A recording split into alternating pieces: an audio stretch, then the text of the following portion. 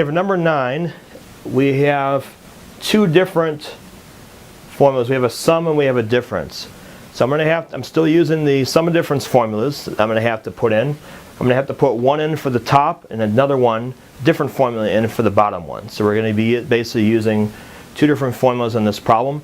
We're still working out one side until both sides equal. So we'll first start with the top. If we want to put in a sum formula for that one. So for sine of x plus y, that's going to be sine cosine plus cosine sine. So we're going to do sine x cosine 3 pi over 2. And then you're going to do plus cosine x sine 3 pi over 2. That whole thing is going to go on top. So on top I use the sum formula to basically rewrite this in terms of what I see here. I'm going to use another formula for the bottom. Okay, so we're going to do cosine. So I have a cosine with a minus. So it's cosine cosine plus sine sine. So cosine pi cosine x plus sine pi sine x. Okay, so all this is going to eventually, we need to show that this equals, all this cancel out and you get a 1. All right, now I want to put the values in from the unit circle for each of these. If I look at the unit circle, cosine 3 pi over 2, that's the x value at 270 degrees. That's 0.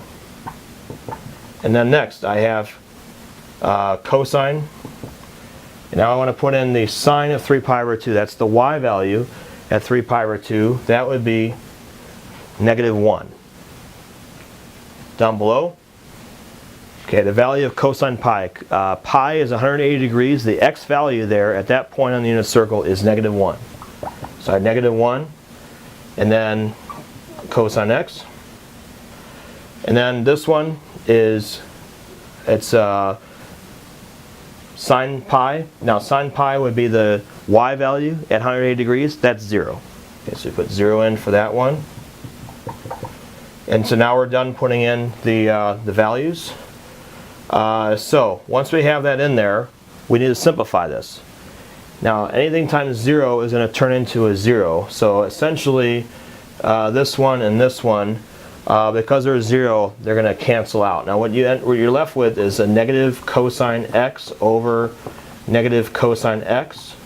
And that, because you have the same thing top and bottom, that's a 1. So now we get both sides equal. We've shown now that the left hand side simplifies down to the right hand side. Both sides equal 1, and so we verified that this is true.